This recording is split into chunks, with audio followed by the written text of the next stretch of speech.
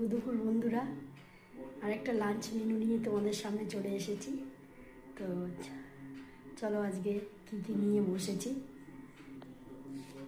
তো এখানে নিয়েছি দুটো লেজা, এখানে আছে হচ্ছে আমের চাটনি, এখানে আছে আম ডাল, এখানে হচ্ছে সাদা ভাত, এখানে আছে উচ্ছে আলু ভাজা, এখানে আছে বেগুন পোড়া, এখানে আছে মুড়ি ঘন্ট।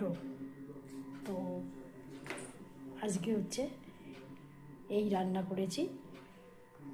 তো চলো বন্ধুরা খেতে বসি।